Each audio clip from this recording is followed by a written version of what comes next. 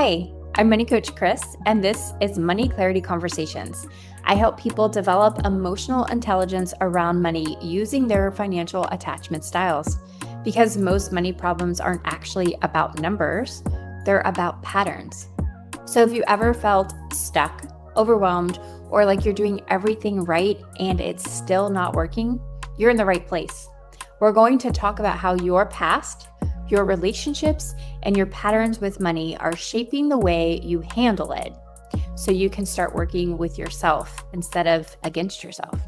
So a common belief that realtors have after they close a big deal, they get their big commission check. Big is relative to whatever that means for you. Is it a $50,000 deal? Is it a $100,000 deal? But you just got a big chunk of money in your bank account. And as a realtor, that's exciting. And you get to experience like, wow, I just made this much money. Now, if it's the first time that you've ever had a big commission close or a big month or your 10th time doing this, if you don't have an awareness and understanding of what your attachment style is, this might actually not be a great thing. I find a lot of realtors, when they have a big commission month, either it's gone within 30 days or less. They'll try to save it and then something else pops up. Especially if you don't have consistently disciplined habits in how you manage your money. If you're not aware of your attachment styles and you get this big commission check, then either you're going to go on a big experience that costs a lot of money if you're an experience creator. If you're a gift giver, maybe you're giving everybody all the gifts. If you're a security saver, you could be like hoarding this money and not having any fun with it.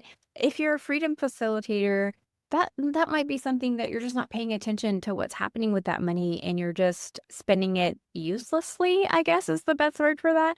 But I really find when realtors specifically, or anybody that has this ability to make these big commission months, sometimes if you're not aware where how you're wired with money, and if you're not doing things consistently with your money, creating rules and boundaries for it, it could be gone before you know it, and you didn't really do anything with it. I have so many clients that will come to me and say, oh, I just had a $50,000 month. Oh, I just had a $100,000 month, and I'm going to do good things with it. But then when I meet with them again in the next 30 to 45 days, the money's gone. They ended up buying things with it. Maybe all these things come up. And that tends to happen when we're in a commission-based income where things are going great. When we don't have money, like things aren't breaking down. And then as soon as we have money, everything breaks at the same time, or all the emergencies happen at the same time. And we didn't plan for them well. So now all the money that we just made is gone. And I want to help people with that. I want to help you understand that knowing and being aware of how you're attached to money, what is your financial attachment style, and create rules and boundaries for your money so that you can have a plan for the money before it comes. And if you can do that, that's when you're going to have more success with those higher commission months. So kind of another way to look at that too is when you have these big commission months, you already think in your mind, because you know it's coming, right? You know you're going to have a closing on these days. You know you're going to have a sale. And so you're anticipating getting this money. So you're already spending the money in your mind. You already have things that you're going to do with it. But if you're not preparing in a way that is in alignment with how you're attached to money, then again, it's going to be gone before you know it. And if you can be aware, and if you can say, no, let me stick to the rules and boundaries that I created from a neutral mindset, not from oh, I have all the money, I could do whatever I want, or from a scarcity mindset where I have no money, I can't do anything. Creating these rules from a neutral mindset, creating these rules before we have the big commission months, or when we don't have the big commission months, that's when you're going to have more financial success. And then I want you to also think about when you know this big commission month is coming, this big check is coming, we think, oh, all our problems are going to be solved when we have this big check come in. And it can, and it could have that feeling that will happen. But what I find a lot is when realtors or people that make commissions, especially large commissions, when that comes in, we tend to stop being consistent with our actions And so we stop kind of working, if you will. And then what will happen is it'll create a lull. So, like, we'll have a big high and then low lows because we're being inconsistent. So, when we get big commission checks, we tend to do less work for the next month or two because we're like, oh, we have all this money coming in. Or even in anticipation of that, we tend to not be as consistent with our actions. And that's important because if we can't be consistently disciplined in our habits, no matter what we're doing in life, no matter if we're commission based, we're realtors, whatever it is that we're doing for work, when we're inconsistent with our work and when we're inconsistent with how we're managing our money, that's when we're going to have all these big up and downs. So, understanding again the rules and boundaries that we created for our money is going to be what's going to help us not have the inconsistency when we get big checks. Another thing, when we have these large commission months where we have this kind of false sense of relief. So if we haven't become aware of our attachments to money, and if we haven't created our rules and boundaries for our money, then we get a sense of relief, like, oh, I can pay all these things right now, and that's great. But it doesn't necessarily create financial peace because the relief is temporary. The relief is just something that happens right now, but then so we'll be okay for whether it's a couple weeks, a couple months even, but eventually that money's going to run out if we didn't create the rules and boundaries for the money, and if we weren't aware of how we're attached to that money, and if we didn't stay consistently disciplined in our habits, then that relief is not peace. And to create financial peace instead is to have done what we should have done with that money. So meaning, hey, we know we're getting this money in. These are the exact things that I'm going to do with these funds. I'm putting away money for the future. I'm making sure I pay these bills and only these bills. I'm making sure that I'm not spending so much on experiences or gifts or anything, but sticking to your plan, sticking to the rules and boundaries that you made for your money is going to be what gives you that financial peace in the future. And then it's going to allow you to stop having those brief moments of relief. And then also in that sense of relief is, okay, well then I'm not going to continue with my work habits, right? So then the difference between having that financial relief and having that financial peace is how long it lasts. So is it lasting just like, hey, I just sprinted through this time in my life and now I can like rest for a few minutes, but I got to go run again, instead of like being slow and consistent like you are in when you're running a marathon, for instance. So I think that's the biggest difference too, when we can understand, hey, this big check gives me, yes, it could give me financial relief, but I'm really looking for financial peace. And a lot of times when I see clients with large commission months, there's like a cycle of emotions too, as well. Just like in life, we have our roller coaster moments. Well, our emotions are like a roller coaster as well. So in the months that we tend to have bigger commissions, we're more in abundance. Like, oh, I feel so great. Everybody can get whatever. Like you feel like Oprah. You're just like giving everybody gifts, or you're giving everybody experiences, including yourself. It could be like, oh, I deserve this. I deserve this thing. I deserve this restaurant that's super fancy, or I deserve all these things. So you're feeling very abundant. And then the downside of that too is like, if we're not consistent, if we're not sticking to our rules and boundaries with money, then we get into our lower income months where we feel very, very much in like a scarcity mindset. So then it's like, oh my gosh, I can't do anything. I don't have money to pay for this. I don't have money to do this. And where that's very difficult too, because as a realtor specifically, or anybody in a commission-based lifestyle, it's all about showing people that you're successful. And the way that we as society tend to show that we're successful is by doing the things or having the things. And I want people to be kind of aware of that too, because just because you have the things or just because you went on these trips doesn't mean that somebody has a lot of money. It could just mean that they have a lot of debt. So the real peace, when we're talking specifically about relief and peace, the real peace comes in when you are managing your lifestyle, managing your emotions for yourself. What makes you happy? What makes you feel successful? And stop like feeding into societal needs and wants of, oh, you have to drive this car, you have to have these type of clothes, you have to make sure that you're going to these places. When we can regulate our emotions, then we can regulate what's best for us and our family versus what do we want people to see us as. And this also comes into, it's making me think about that difference between financial relief and financial peace. The relief is short term, it's very temporary. Peace is more long term. And I feel like I don't know if my listeners feel this way or not, but for me, I am definitely leaning out all of the materialistic things that I have because for me, I used to be the person. I used to have a fun car. I used to have all these things because for me, that made me feel good. That made me feel like, oh, I'm successful or, oh, I'm doing these things. But as I got really aware of how I was wired with money, how I was attached to money, I realized that I was putting my worth, like my sense of self-worth, based off of what I had and how much money I had and how many things I had.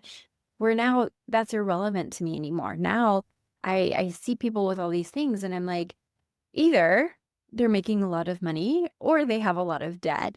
And to me, peace means more of, am I okay with who I am? And if I can know that I am worthy without the income or without the toys or without all the things and regulate my emotion to, this is what peace means to me. This is what success means to me.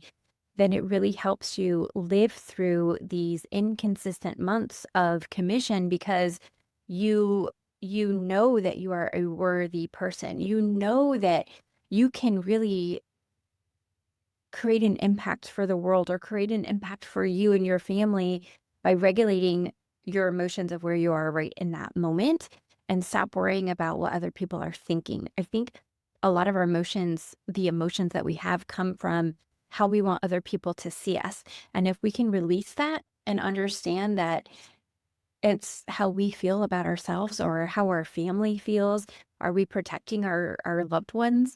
Are we providing peace for everyone? That's financial peace and not financial relief. Now, I see sometimes I have different clients, different people that I talk to, and I can have I can have two separate people making the same exact amount of money, whether it's that month, that year, and I can see them respond differently to receiving this income. And it's really, I find that when people are more aware of their financial attachment style. So if you're a realtor that is a security saver and you're a person that tends to hoard money, when you get these big checks, you find peace in, oh, now I can create more money. And I want to point out to that security saver that I like to look at life in two things with our money. So we just talked about financial relief versus financial peace. Now I wanted to talk about the difference between your ROI, your return on investment, and your ROJ, your return on joy, because that's very important too. And when we're really searching for peace in our life, financial peace, sometimes when we're looking at things, when we get big checks, it's like, okay, what do I do with this money? I have this money now. Do I save it? Do I spend it? Do I do these things? And somebody that might be a security saver might tend to say, okay, well, I'm going to hoard this money and put it over here so I can make a good ROI, a good return on investment. Well, then I'm going to challenge you to say, well, where's your ROJ, your return on joy? Because if we're just consistently saving, saving, saving, and growing, what are we doing with our life? Are you actually living life? Are you experiencing life? And somebody that's a security saver might struggle with that, finding that balance of joy in life because you don't know when your next big commission month is going to happen or when you're going to get your next big commission check. And so you're going to hoard that money and then one day it's going to be too late. One day, either you didn't do a lot of exploring or you didn't give enough. Now, if you're an experienced creator and or a gift giver, if you're hoarding the money and you're an experienced creator, the best time to take experiences, to go on trips and to do things is when you're young and healthy. But a lot of times, especially for a security saver, we might say, oh, I'll do that when I'm older. I'll do that later when I have more money. Well, if you wait too long, you're not going to be as healthy. You're not going to be able to walk up all these steps. I just went to Taiwan and I had a day, I tracked it with my Apple Watch. We went up 16 flights of stairs. And as you get older, that might not be as easy to do as it is when you're younger. And I, as an experienced creator myself, I look at this and I say, okay, well, is this experience going to give me a good return on joy? Because that is something that is so impactful for not just you, but also your family. And so when we have these understandings of our financial attachments and we understand how that kind of relates, and when we get these commission checks, I can see somebody that's like a security saver hoarding and not thinking about all that. Where then on the flip side, that experienced creator is going to be like, oh, I'm going to go spend everything I have on this and not really be able to save for the future. And that's where we need to have a balance, right? So we need to have a balance that we are having some ROI on our money and in our business. So when I talk about ROI, your return on investments, it's one, is your money growing? And two, are you growing your business? So then having those rules and boundaries for when you get these large checks, okay, well, what kind of tools or technology do I need to be investing in? Or what kind of personal development do I need to be investing in when I get these larger checks? Versus also what kind of joy, return on joy can I be bringing into my life? And so making sure you have that good balance is going to be very, very helpful, again, to help you create that financial peace and feel fulfilled in life as well. So continuing on this topic of financial peace, just because we have these large commission months or these large commission checks, that doesn't necessarily relate to, hey, I'm going to follow all the rules. I'm going to know how I'm attached to money, and now I'm going to have financial peace. Part of financial peace is also understanding what brings you peace. So we talked a little bit about in this episode already of having the things, whatever that is to you, the cars, the trips, the clothes, the beautiful house. And a lot of times we think that brings us peace because we have everything that we're supposed to have. And I like to challenge society a lot. And I like to challenge the boxes that we put ourselves in. And I want us to think about, what does peace mean to you? What does peace mean? Like, hey, I can take off time when I need to take off time. Does peace mean that, hey, I have enough money to pay all my bills and I can go on a trip or two here and there? Does peace mean that my kids will never have to worry about money? And I challenge that too, because if we do too much for our kids or give too much, then we're not teaching them how to create their own habits and how to create their own things. So there's a balance. There's a balance in life to create peace. And the biggest part of that is knowing what peace means to us. So not only just knowing how you're attached to money, what your financial attachment is, but doing some inner work on what gives you peace exactly. And you can create peace anywhere. I had a mentor once that told me this, because I was always like, oh, but when I get here, then when I make 7 figures, I'll be at peace. When I have this kind of month, I'll be at peace. When I get through this, I'll be at peace. And he challenged me and he was like, well, what if you could have peace right now? What if you can close your eyes right now and have peace? What if you can find the joy or find the peace in exactly what you're doing now? What would that be like in this exact moment? So when we're talking about financial peace, it's we're in this part of in our world, and I see this happening so much where it's no longer keeping up with the Joneses. It's more of, hey, I just can relax. I'm not trying to consistently do. I'm looking at where I'm at right now. I was just meeting with a client earlier today too, and it was like, hey, it's still great to have financial goals. And this is my financial goal. And if I take my average over the last 5 years, and if I average this much in home sales and this much in how many homes that I've sold or how many clients I've had, and in order to increase our revenue, we either need to do a whole lot more work or just increase the value of the homes that we're selling. And this can be in anything. So either we're going to do a whole lot more work to create what we want to create, or we're just going to leverage our time differently, or instead of working to get a whole bunch of things done, we might work to get just 1 or 2 things done at a time. Instead of saying, oh, I have to do everything myself, leveraging other tools, other people, other AI resources even, and that helps us bring more peace to ourselves. And without understanding what peace means to you, then it's going to be hard to create financial peace. So I think the first step is understanding what brings you peace. What does peace mean to you? Not what other people are telling you what it means, but what you want peace to be for you. So I talk a lot about the work I'm doing is really bringing emotional intelligence into financial planning. And when I say that term, emotional intelligence, how does that relate in financial planning, or how does that relate to people that have inconsistent income?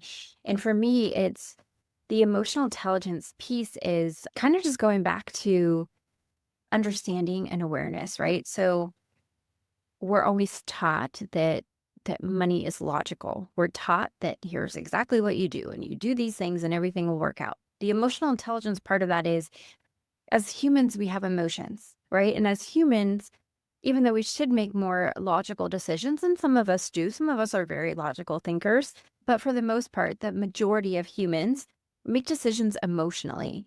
And so when you can understand and be more emotionally intelligent about money and about how you're attached to money, then you can make the better decisions. You could have said, okay, hey, I've already created these rules and boundaries for my money.